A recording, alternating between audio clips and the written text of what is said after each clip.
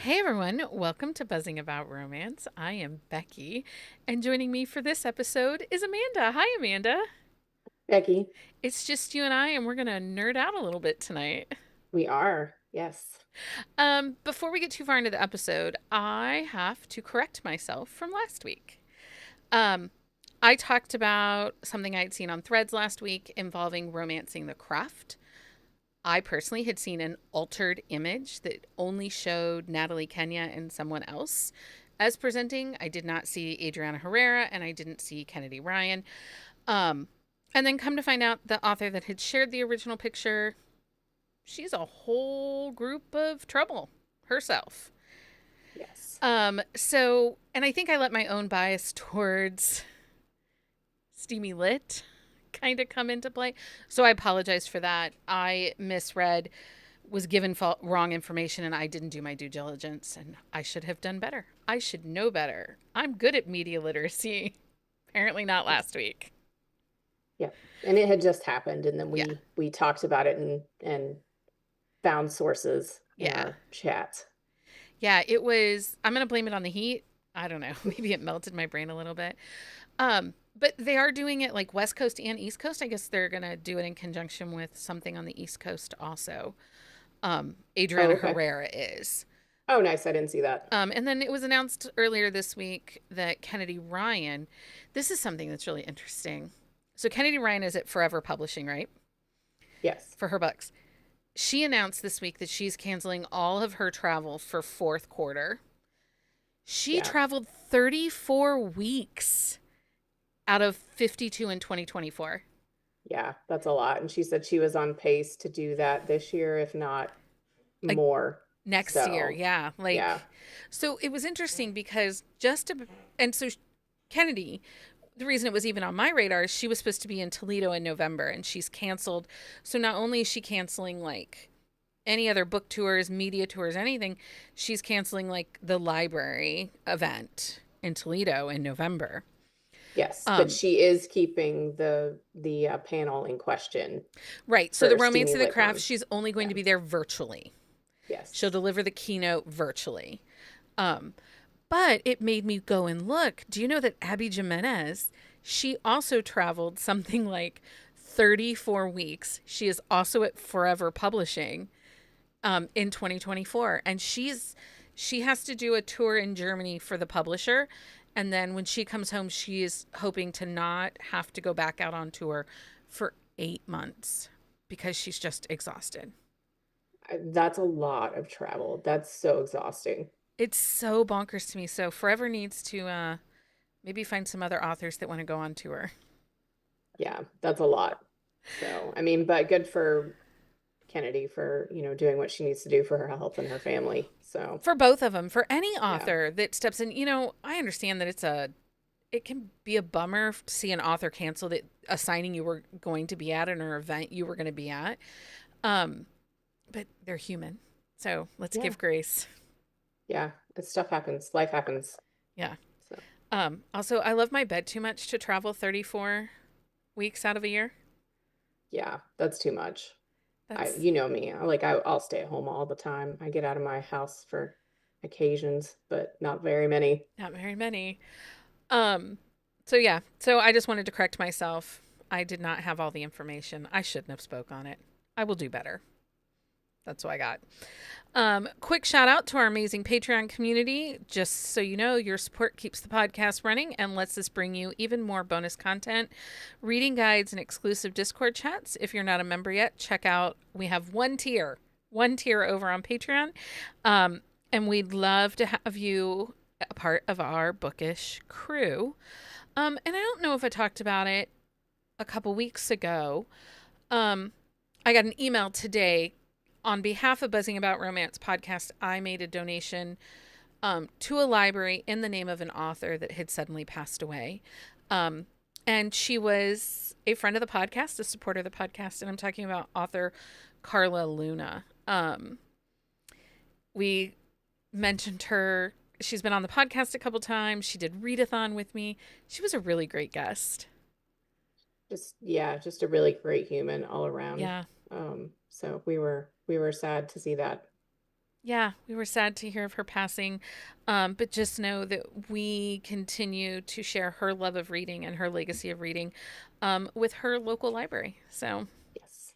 because libraries matter. But I wanted to mention that because somebody DM'd me about something, asking if we had known about Carla, and I was like, yeah, we did, and so just wanted to make sure others knew.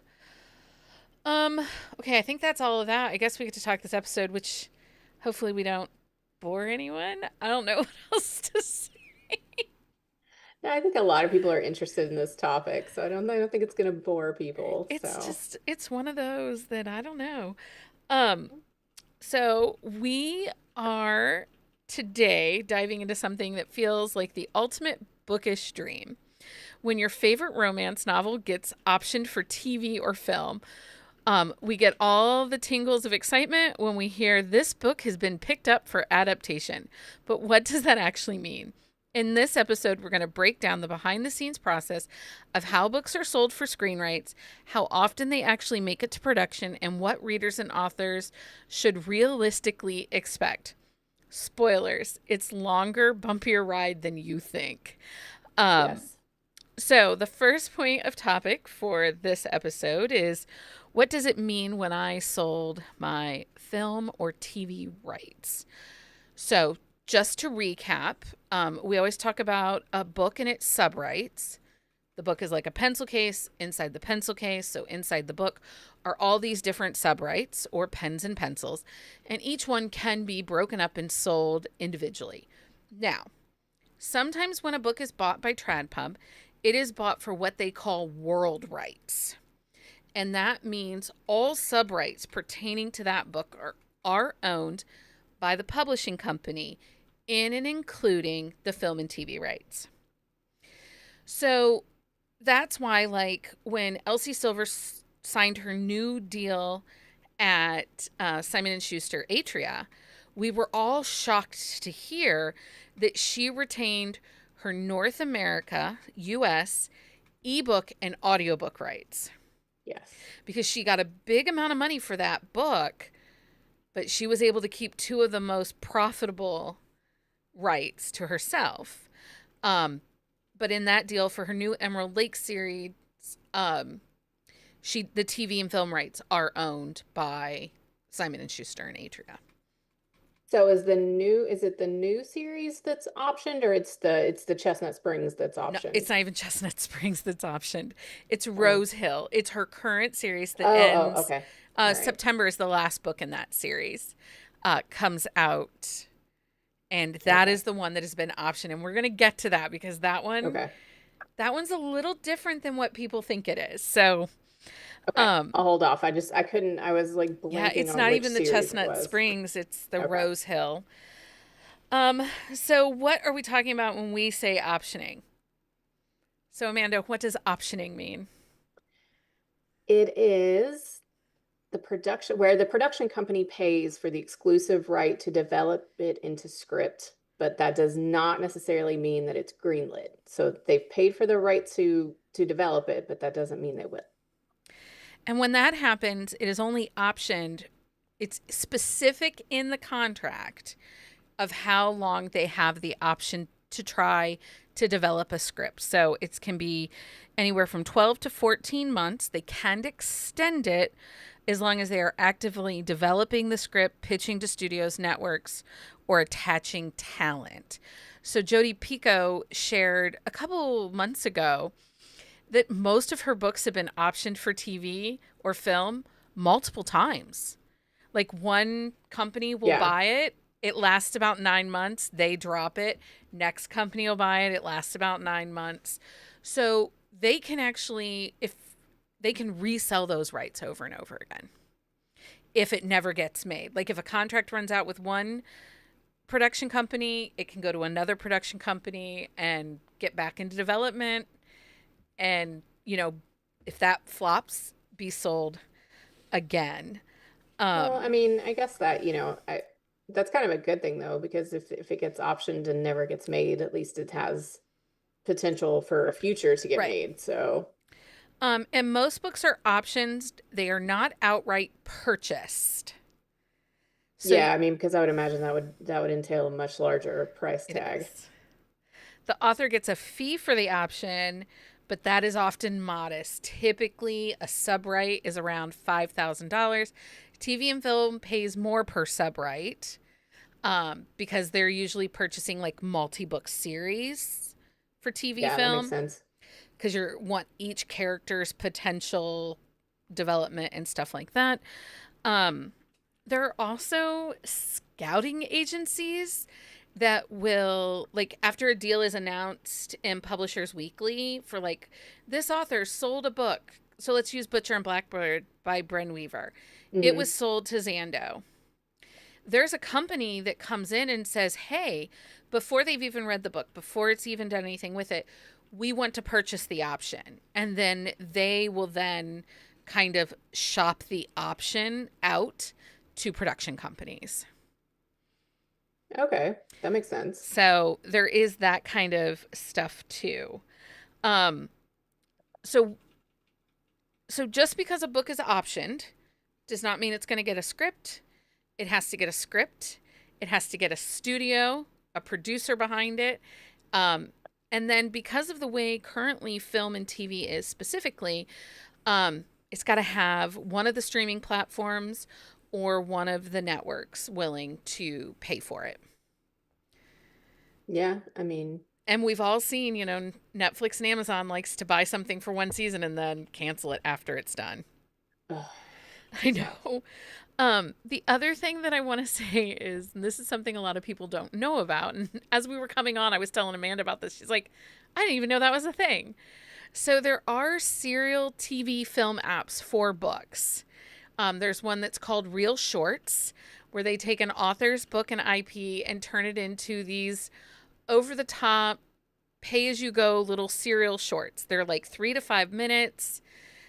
It's a whole book that's optioned out. Anytime something like that is sold, it is the film and TV right, meaning they sold it to Real Shorts. It's not going to get sold to Netflix then. Yeah, that's interesting. As I had no idea anything like that existed. Yeah. So. Jenny's in the comments going, they are cringe. They are very Oh, cringe. Now, I will say one of the interesting things about like those Real Shorts and stuff like that is oftentimes the author can get two credits. Basically, they get paid for the subright to use the book in the Real Short. They can also be the script writer for the Real Short. So then they get a second um, oh. Well, I mean, it lets them payday. control the narrative a little bit too, I guess. So Yeah, but that's they're so over the top. Like you will see like this is based on Jamie Davenport's, you know, this hockey book. And then you watch it and you're like, that I read that book. That was not the same. oh wow. Okay, I'm gonna have to watch one of these just so I can see I will how download it is. some That's from TikTok and hilarious. send you. They're bonkers. They are bonkers. But that is also part of film and TV rights. So I just wanted to mention it for those who. Yeah, because I had no idea. So So, I mean, I'm going to have you read this next part, which is the simplified version of the process of optioning to post production. okay. Okay. So the first part is the option is acquired. So that's the producer, the studio gets the exclusive rights. The second part is the developmental phase. So that includes writing a script, finding a showrunner, director, and then pitch or building pitch materials. The third part is pitching to networks and streamers like Netflix, Hulu, etc. And they have to say yes.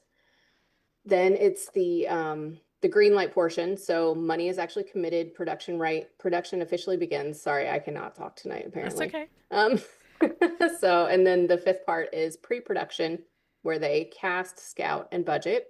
And then filming begins. Then it's post-production for editing, music effects, and then the final portion is distribution, where it finally gets to a screen near you. So a lot of parts and pieces. So many parts and pieces. And the average timeline from option to release is on average 3 to 7 years. And that's if it gets made. So we know that back in 2019, 18 or 19, Kennedy Ryan sold the rights to Queen's Move and to Hoops Like, she sold those rights. It still does not have a production company attached to it. Oh, wow. It was optioned. They keep renewing the option. And she sold her Skylander series after the release of book one to, it was optioned. The rights were sold, full sold to John Legend's production company. Oh, I remember reading that. Okay, yeah. But it's been stalled there since 2022. So is there a limit on how many times they can renew an option, or is it just depend on Depends the... on how the contract is Okay. written.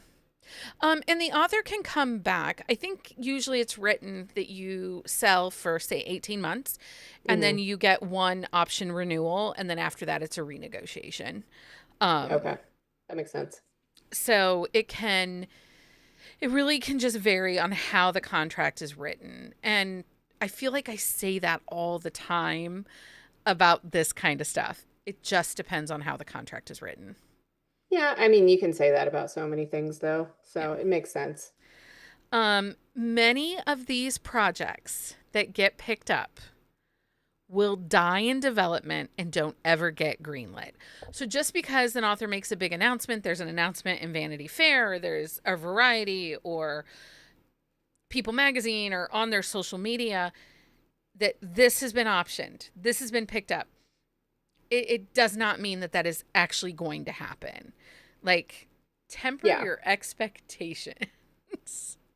Yeah, I mean, but I also understand that I'm sure the publishers and the authors are trying to, promote that as much as possible because it will lead most times to more book sales Right. and enthusiasm for a series and that kind of thing. So I get it, but yeah, it's I don't think most people realize how far they have to go once Yeah. it's optioned. Well, and I think with social media, like, it felt like every other popular book was being picked up in the last 6 months. We turned Yeah. around and every day there was a new book that's been optioned, a new series been optioned. And the reality is, as much as you want to see those books on the big screen, it's only 5 to 10% of optioned books actually ever get produced.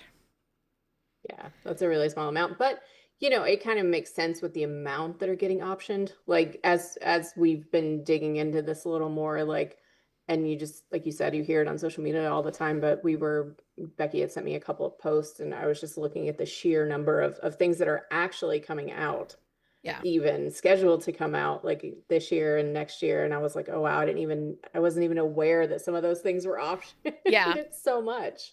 Yeah.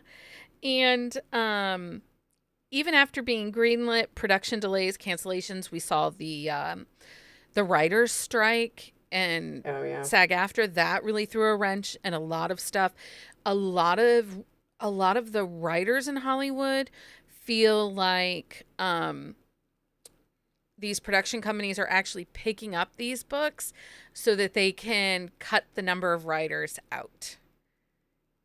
So out of the development process, out of the writing rooms and stuff like that, that the Yeah. IP is already there, things are already there. So it would mean less people needed in the room, cheaper cost, less writers. Um, so recent surge to book to screen interest is due to streaming competition, but romance still underrepresents compared to thrillers, fantasy, and YA. Oh, it does. Like a lot. I mean, again, I'll just talk about what I was just looking at that you had sent me, and the majority of it is like it's stuff that leans more suspense, thriller, like YA. You don't see a ton of just straight up romance with the adaptations. No. And it does tell us that romance is often stripped back. The romance portions are stripped back and put in sideline adaptations, or in the adaptations are sidelined. Rarely do they preserve the spice or the emotional beats as deeply as in the book. What we love to see more of is faithful romance adaptations. And I say that very lightly because I think Red, White, and Royal Blue did a good job of Yeah. keeping the emotional beats, even though the story kind of went its own way a little bit. Bridgerton, I don't think kept as much of the emotional beats I don't know. as the books originally. I mean, I still haven't finished season 2 and I canceled Netflix. I think it's hard. I think it's really hard to convey sometimes what you read in a romance book onto screen. Yeah. And I think maybe it's just easier to strip it out because then you're not left figuring that out. And also too, I think it's different for every reader. I mean, the same is true when you watch a movie, but I think romance is harder to nail down. I think so too. And some of these, as we go through this now, we're going to give you some recent options. Some of them are really similar. Yeah. So then the question becomes they can't probably end up on the same streaming platform. So is it No. like Battle of the Networks kind of vibe? Or is one going to like be like, okay, we're going to let that one go first. If it goes really well, then we'll produce ours. Yeah, I mean, and I think you see that a little bit with the whole Yellowstone thing. And it's like, how can Netflix or Amazon come up with something to meet that Yellowstone like level? So, Yeah. you know that they do that with the streaming networks and everything, trying to compete with a really popular series. So that makes sense. Yeah. The other thing to think about too is like, Bridgerton, that first season had really huge effect, right? Like everybody watched it, was really well done. However, it did not result in historical romance becoming the next thing. Yeah. It actually has led to the death of historical romance. Oh, you think that that's part of the, I okay, do. I interesting. do. I think that the expectations of what historical romance is supposed to be this grandeur that we got in Bridgerton, and they're not all like that. Oh, And the interesting. inclusivity that they are. And I think that readers that watched that had never read historical romance then go and pick up the originals of Julia Quinn. They are not the same. Yeah. I do think that the success of Bridgerton led to the show The Gilded Age. I haven't seen that either, but I've seen I everybody talking about it. It's so good. But I'm a nerd for robber baron, industrial barons. Like read, listened to like Anderson Cooper's The Vanderbilt book, and then he did the one on the Astors and like all the chaos of the families and stuff. Like I'm in it, friend. Oh yeah. It sounds really good. I just um, yeah. And Karen's commenting. Karen actually works in Hollywood, but she's talking about studios like to water scripts down when it comes to romance shows, and historical shows are big money. Like they're expensive oh to yeah, make for costuming and that makes sense. Yeah. versus the Western, the small towns. Those are going to be cheaper to make. They're going to be able to make those outside of Hollywood, which is even cheaper to make it. And Jen Ellen says she thinks Downton Abbey led to the Gilded Age. In a way, yes, but no. I don't think so. Yes, but no. I don't think so because if you look at the story beats of Bridgerton and the family messiness and the way though that it's like each season is a different book, so to speak, and we Okay. look at how they're presenting the Gilded Age, it's less revolving around one family and it's more intricate on certain couples each season. That makes sense. So I think it had an influence, but I don't think it's the exact direct. It's not a prequel to Downton Abbey. Yeah. And Becky has to school me on all the TV stuff because like I like I watch TV, but my husband mostly watches TV while I read. So Yeah. it's my TV watching is mostly dictated by whatever he's got on while I'm reading. So he's not like a Bridgerton. No, you mean Jeremy's not picking up Bridgerton? No. Um, okay, so in recent news in this week, these are going to be ones that we know are optioned. Um, The Davenport by Crystal Marquez has been picked up, optioned by Amazon. It's been optioned. That is a 1900 turn of the century YA book about the wealthy Black Americans in Chicago Oh, and okay. about one family and how they function in the Black society of Chicago. That sounds interesting. Yeah. And Gilded Age has kind of done a little bit of that with the other family in New York City, and it's been very interesting. But I would love to see the Davenports. Those covers are like these really bright butter yellow and white. They're Oh, so yeah. pretty. They're so pretty. Um, okay, next up. Now this one. So Elsie Silver's Rose Hill series. The producer is Amazon, MGM Studios, and Temple Hill. The thing that's really interesting about all of this is Elsie Silver is listed as an executive producer on and with this company for this series. So the digging that I could do, she didn't actually sell anything or option anything and get money. So it's a company she's involved with It's a company that's she's involved okay. with. She will make her money on the backside when it's picked up and makes profit. But it, as executive producer, it does give her some control over Yeah. script, filming, and casting.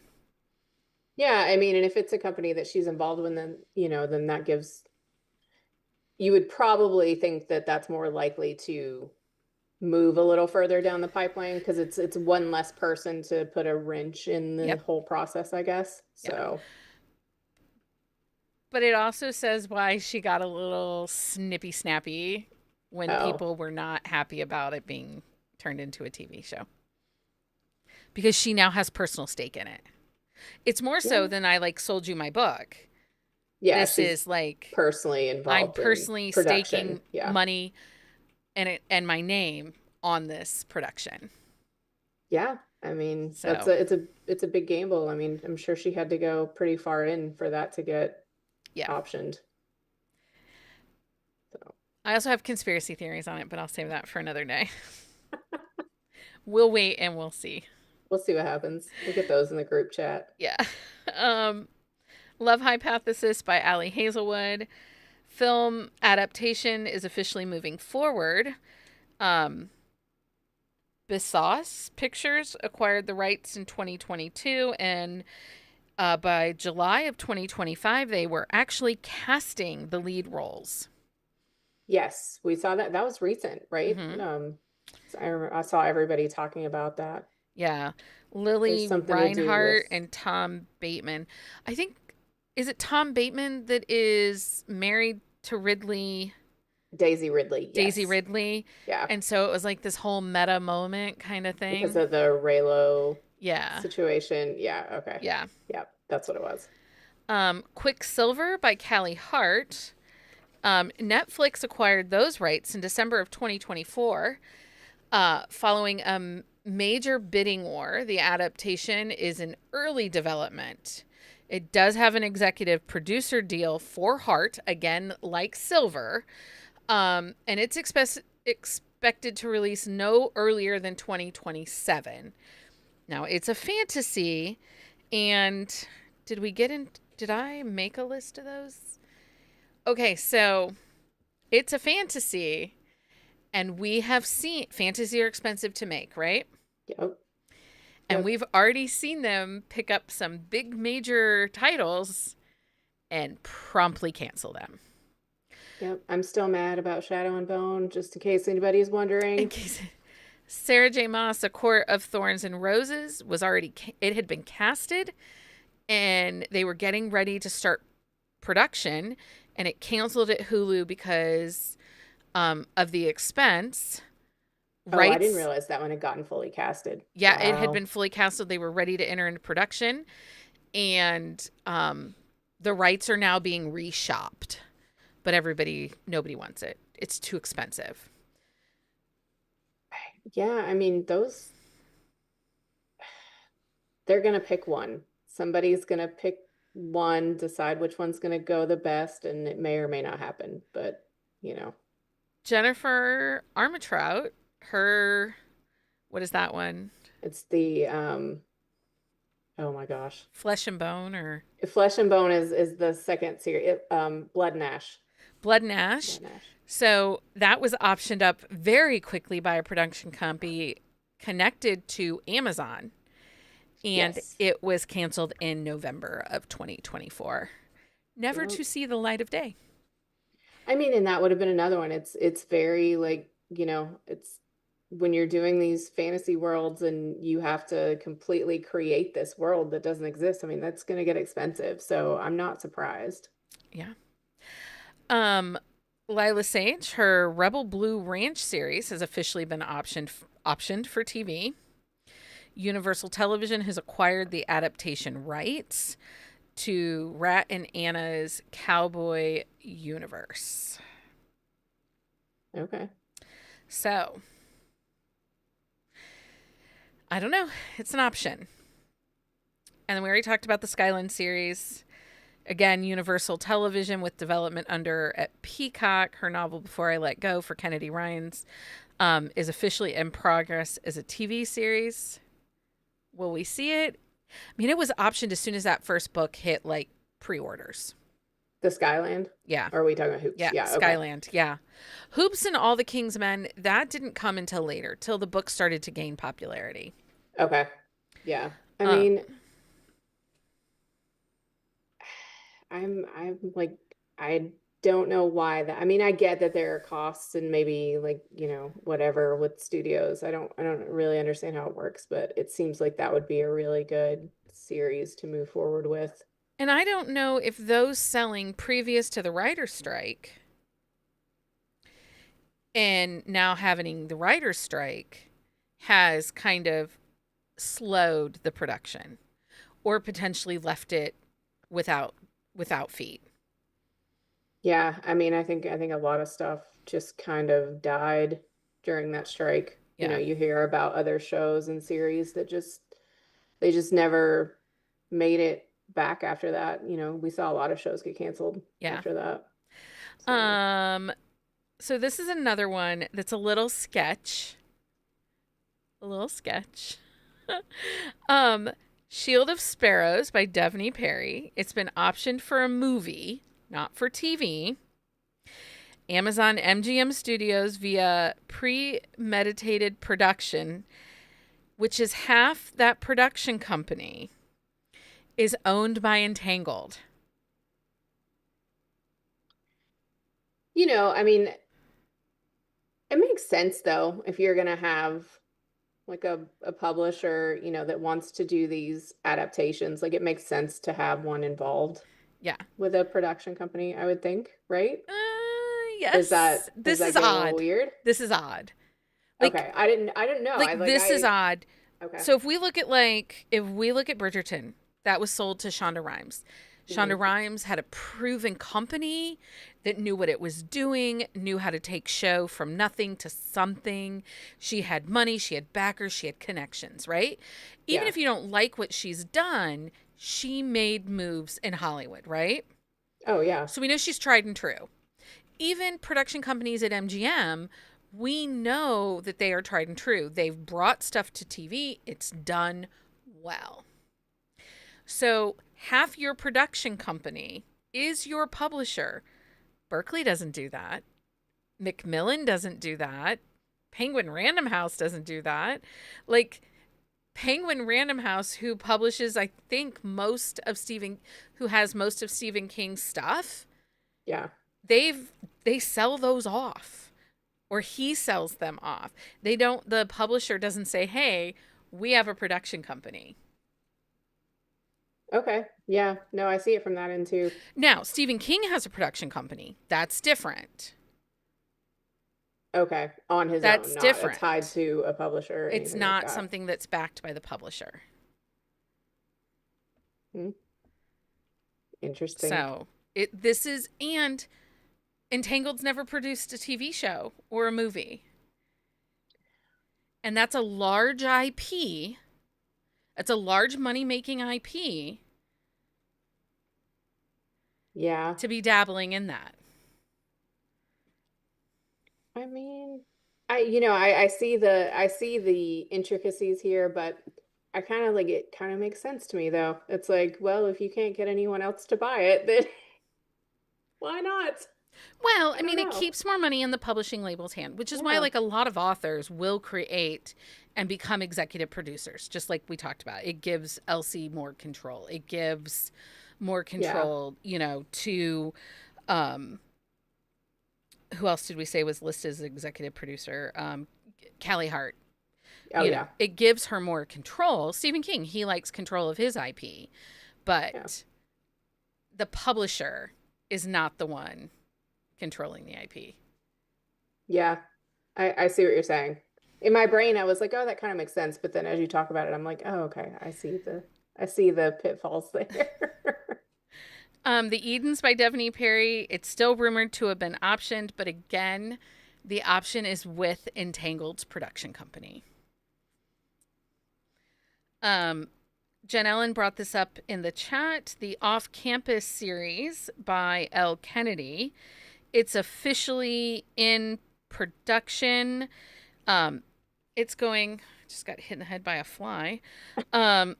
It is going to Prime Video. And full casting was announced in October of 2024. And in February, they started filming. Yeah. So we know that's happening. Her standalone novel, Girl Abroad, that she sold is in development but optioned. It doesn't have a production or company Oh, with okay. it yet. Um,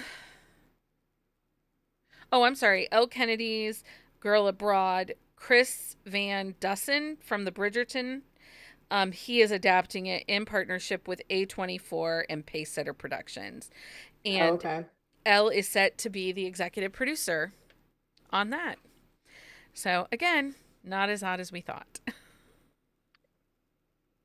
Yeah, I mean, I get it. It makes sense. I mean, I would want to have, especially if you have a really popular series and you want to keep Well, I don't think Elle Kennedy as was the close. executive producer on the Off Campus series. And there were, Just the girl abroad. yeah, just the Girl Abroad. And there were rumors coming out of the Off Campus series with some questionable casting. Oh yeah, I saw some chatter going around about that, but I Yeah. didn't know exactly what it was in So reference to. so it makes sense that the next one she's going to have be able to get her hand in it so that there isn't. And I think that's something too that we don't talk about enough with these film to TV adaptations. Like if you love that off-campus series, if that is your Roman Empire of romance novels, Yeah. that adaptation, if it's just slightly off, you're going to be mad. Yeah, I mean, and I mean, I think about that because I don't know if I would watch certain things, like certain books that I love. I don't know if I would watch a movie adaptation because I would not be happy if something was off. And I'm sure that it would not be how I pictured in my brain. Well, I mean, Like, I know how angry I was with Bridgerton yeah, because of how they changed storylines. yeah, I like season 1, but season 2, they some of the best pieces of that story got skewed and were terrible. yeah. I mean, and we all know about the Game of Thrones debacle. I mean, Right. it's people get upset. People get big mad. Big mad. Um okay, Anna Hong's Twisted Love is officially TV bound via Netflix with full series optioned. Scripts are in development, so that's like kind of in stage 2. Netflix is collaborating closely with Anna Hong to capture the tones and layered dynamics. She is not listed as an executive producer, but it sounds like she's getting some consulting. Um, Casting is unannounced. Author emphasizes chemistry and possible new actors. So she wants unknown actors for her books or for her shows. No I would release watch date that. yet, but earliest potential premiere would be sometime mid to late 2026. Yeah, I would watch that. I've read most of those books. I think all of them except the last one, and then that was it was too popular and too in my face, and I just never read it. Um, Oppositional defiance I know I disorder. can't help it, but I did read the first one. I mean, I could see that being like a fun book, but I wonder how dark they'll go because it gets a little, I don't know. They that's did how BB Easton's 44 Men. Oh, They I also don't did know that that one. one. There was the one, it was a book that came out of Croatia that was like mafia. Oh, And the 300 days or whatever yes, that everybody's watching. yes. I didn't see that, but oh And yeah, then they that's right. They adapted did do into a that. movie, and Yeah, that was Netflix, and that was flipping bonkers. They also did the new, true. didn't Netflix do the new version of Lady Chatterley? It might be Netflix. Yeah, I think it and was maybe that's Netflix. true. It is Netflix. I'm sure they'll probably lean into that. I was just curious. I'm sitting here thinking because I've read the book and I'm like, huh, I wonder. I'm just saying, like those were That's true. that 365-day one was Oh, dark. 365. It Okay. was Yeah. dark, I didn't watch it, but I saw several clips and people talking about it on the it was internet. So. bonkers. I still am like, what did I watch? And even the BB Easton one, based on her 40 Men, there's like that shower scene that was on Netflix with this very giant penis. I'm still scarred. Like, I'm still not okay. Nobody needed to see that, That's true. I'm sitting here and as I ask that question, then it's like, okay, it's Netflix. I'm sure right? they'll be fine with it. Because the next one is also, which I haven't read the next one either, but I've heard things about it, Yeah. about Butcher and Blackbird. So, Yeah, I have read Butcher and Blackbird, unfortunately. The adaptation status is officially optioned for a feature film. It does not have a script, but it does have a director, Chris McKay, who did the Lego Batman movie. He will helm the adaptation based on reports appearing in Variety and fan communities. That's how he's been attached, is that way. Um, the Mindfuck series is officially in development as a TV show with Amazon MGM. Fans are passionate about getting it right. yeah, So, I don't know if I can watch that because I will be really mad if yeah. that one doesn't go the right way because I don't know. Yeah. I have an attachment to that series. And I think that could go very badly very quickly Very if quickly. they don't do it right. In the chat, Sue brings up The Black Dagger Brotherhood by J.R. Ward. Now, I did not talk about what Passion Flix owns, what they have, and I never will. No. I am not a fan of the person that owns Passion Flix for political reasons. And so I'm Yeah. not going to talk about it. Yeah. I feel bad for authors that have IP with them. Yes. I also don't think that that stuff is well produced. It feels less quality than a Lifetime movie. So, um, so that's where I stand on that one, and that's why we didn't even talk about that person and their stuff because I'm just not comfortable giving them Yep. Nope. space. Nope. Okay, so there is a Facebook page called Big Little Reads on Facebook that is a great source with articles about different books that are being picked up and where their status is. And they have like 3 to 5 announcements a day. Yeah, it's a lot. And then I go down the rabbit hole. Becky sends me this link yesterday.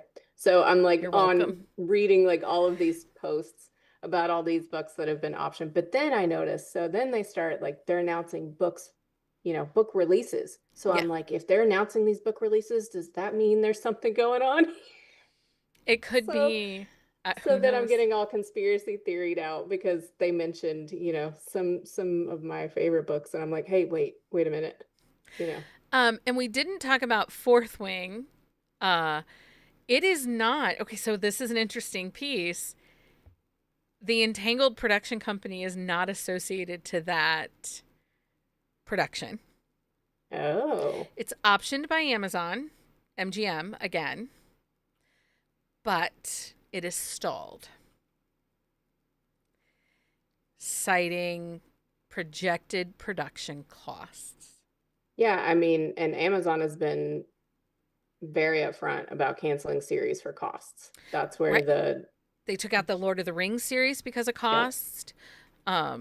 What was the other one There was recently? another big one, and I'm blanking right now. Yeah. But yeah, and then, they canceled the Jennifer Armentrout one, which would be on par with Fourth Wing Fourth Wing. for Yeah. cost and having to, and they don't even have dragons. Yeah.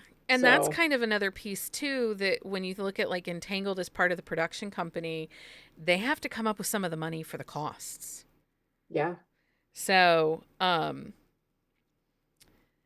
right now, Devney's stuff is with the Entangled production company, and the assistant to the villain stuff, Oh, okay. that's also. But the production company Entangled made was not created until October of 2024. So So that, these options that are not tied to that may have been optioned before they created yes, this, before they possibly created because they this. have that 2 year Yeah. window. Okay, that makes sense. Yeah. I don't know what the cost of Game of Thrones was per episode. Um, Jen Ellen's asking in the chat on the YouTube if it was like 4 million, 4 or 5 million per episode, and I don't know. Are you Let's googling it? see. I'm Googling it. Let's see what it says. It started out in the first season, episodes cost around $6 million to produce. By the final season, each episode had an estimated budget of 15 million. So, Cheese and rice. yeah. Cheese and So that's rice. a lot of money. It's a lot of money. Yeah. Okay, so is there any book or series that you would like to see turned into a movie or a TV show? I don't think so because I Leave your I books don't alone. think they're gonna do it the right way. I'm one of those people that I'm gonna be really upset if it's not, you know, Yeah. if I'm emotionally invested in that book. Like if it's one of my favorite books, I would be more inclined to watch something I haven't read or that I didn't really have big feelings about, I think. Yeah. What about you? Is there one for you? There are a couple for me that I really think would be make exceptional television. Um, I so and I think about it like so I think that A.L. Jackson's Redemption Hills would make an excellent TV series Yeah. just because there's that dark, that grayness, that questions of morality and stuff like that within it. But she sold Time River, and they are actually not making it a romance, they're turning it into a thriller. Yeah, and I think her books would be easy to do that with those books. Yeah. So I think she probably, and the way she writes, I think lends itself to a TV or a movie. Um, I think that would be a good one.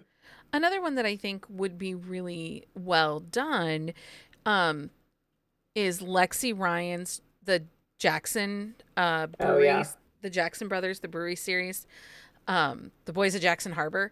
Yeah. I think that that would be an exceptionally well done TV series. It could have the soapy vibes, the family vibes in and around the brewery. Um, but I actually think that some of these romance, especially if it's part of a series, Hmm. would do better as a TV series than a movie series, than just a movie. Yeah, because I think if you're trying to take that amount of content and put it into a movie, you're definitely going to lose some of the plot, some of the things that make it, attractive to readers or to people watching it. So I think TV shows work better for that kind of thing. I say that and then I think of like Winterville. It would be a great Hallmark movie. Just Oh yeah. all the messiness of the family, multiple characters, like that town as a whole would be a hoot as like a Christmas movie, the holiday meets Winterville kind of vibe. Yes. Oh, and I heard, not that this has to do with the book, but that they're going to be, that Apple has like talking about doing like a new The Holiday, but in like a limited series. Yes, I did see that. And I'll be very curious to see what Well, happens it's with really that. interesting because Michael, he loved the Murderbot books Oh yeah. and he really enjoyed that TV series. He thought it was exceptionally well done. Yeah, we both like Jeremy watched it and I watched it with him and I thought it was like it was really well done. But I haven't read the book, so I didn't know how it compared, but I do like that. And I think something like that, sci-fi stuff, Yeah. like without necessarily without a romance, but I think that lends itself to TV adaptations Yeah. pretty well. I agree. But I don't think you could do a whole series of Ice Planet Barbarians. No, because I mean, There's a lot of breeding yeah. take in those. Like, it would have to be Netflix after dark Netflix. Yeah, I mean, I think when you have like the suspense or you have the sci-fi stuff like that, I think it's easier to lean into that kind of storyline. I think it's harder to convey like a really good romance, I think sometimes when you're adapting it from a book.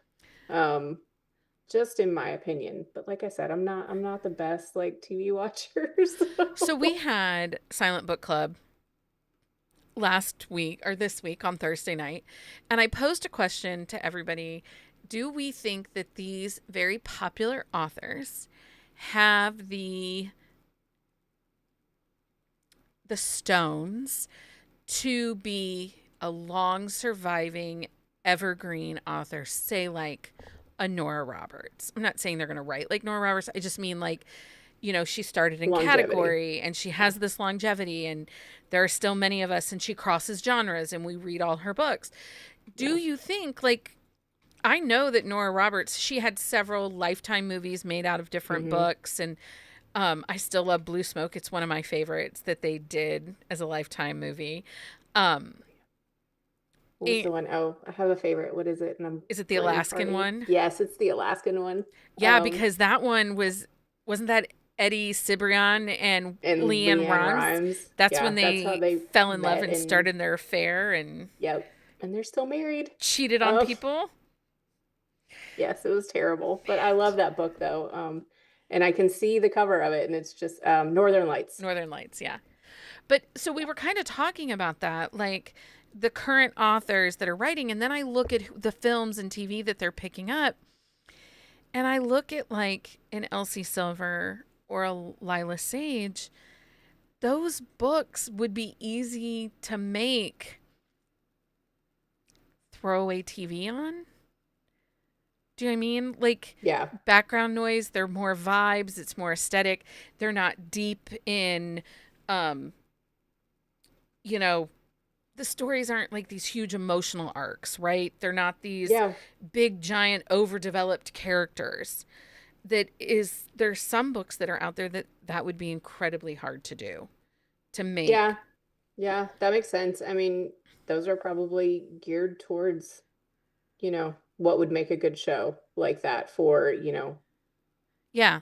So binging. so I wonder if, like, and we talk often about the way we consume media now versus how we used to consume media, and how it's just right at our fingertips and it's easy to binge and to hold on and stuff like that. And so, you know, movies about or TV series about Rose Hill would definitely be a whole lot easier to digest in a binge versus, say, a huge emotionally complex story, uh like um like Helena Hunting's her second gen hockey series that she's done, because they are Yeah. like deep and rooted in emotion and trauma and stuff like that. So I wonder if some of that is part of that too. What's attractive?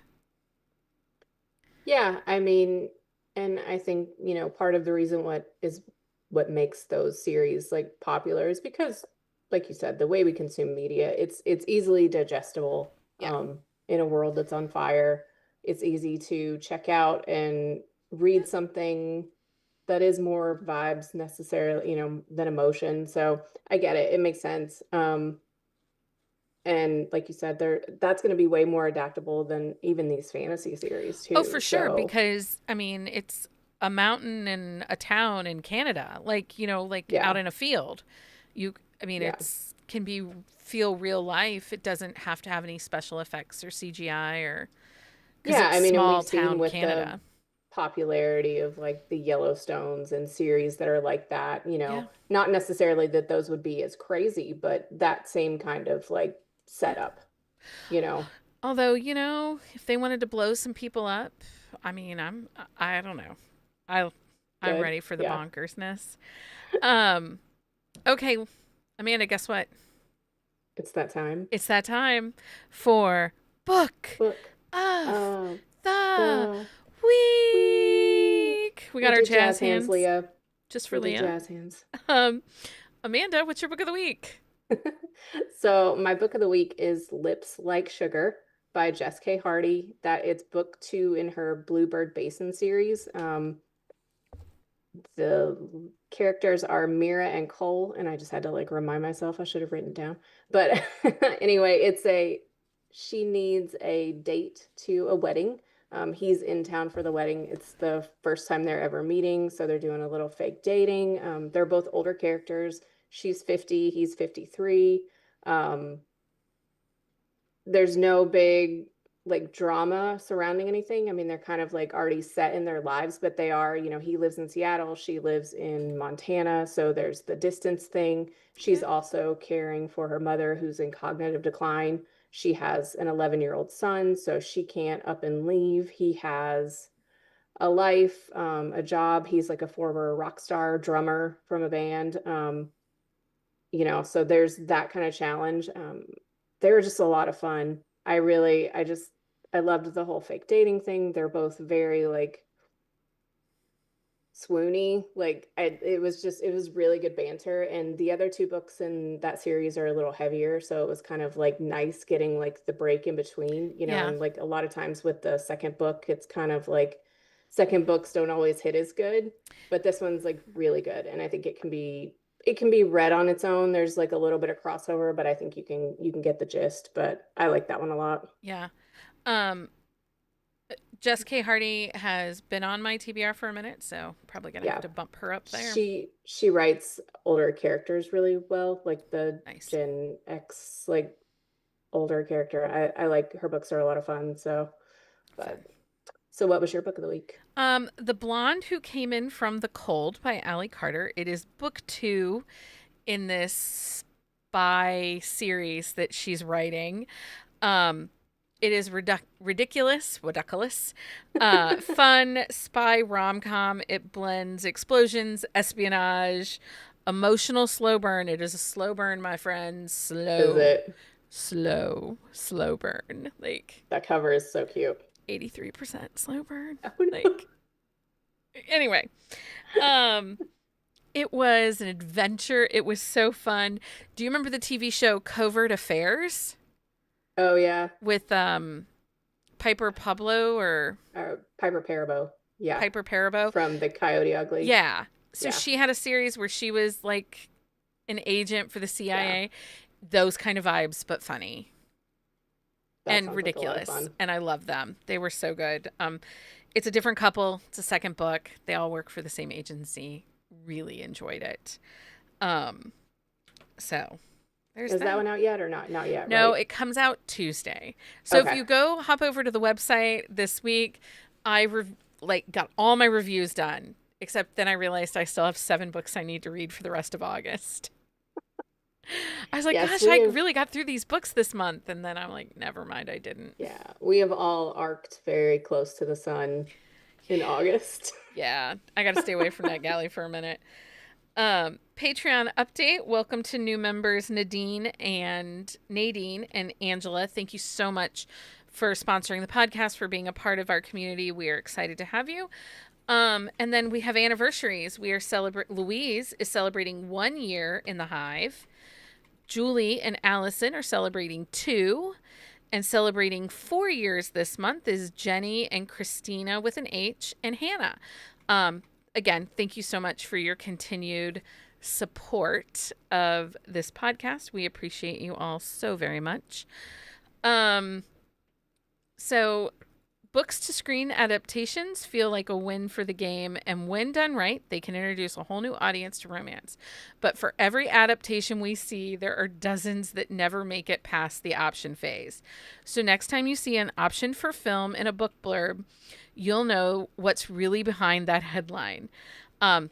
Tell us, what romance book do you think deserves a screen moment? Join the conversation in the Hive and let's dreamcast together. That's not even something we did. Like, we have not dreamcast any of our favorite books. But that's because I hate No. Hollywood. But we probably should do it at some point, huh? Yeah, I mean, I fan cast in my head, Do so you really? yeah, I'm that person that sees the apple. Like I need to see it. So I will fan cast I almost every see. book I read. I Yeah. do, but I just imagine what they look like because I am not, I don't know. Anyway, Well, it's like I can't I have to have like a, it's official. not it doesn't necessarily have to be like a famous person, but Yeah. like if I see somebody who like embodies kind of like those characteristics, I have to like picture a person. Okay. That's So, fair. That's fair. Don't forget to follow us on social media. Tag us when um, tag us in any TV news you might come across, TV or film news you come across. If you love this episode, leave us a review on your favorite podcast platform. Okay. Anyway, words are hard tonight. words are hard. Make sure you share this episode with your book besties. Um, Amanda, thank you so much for hanging out with me tonight. Thanks for having me. Until next time, everybody, happy reading. Bye.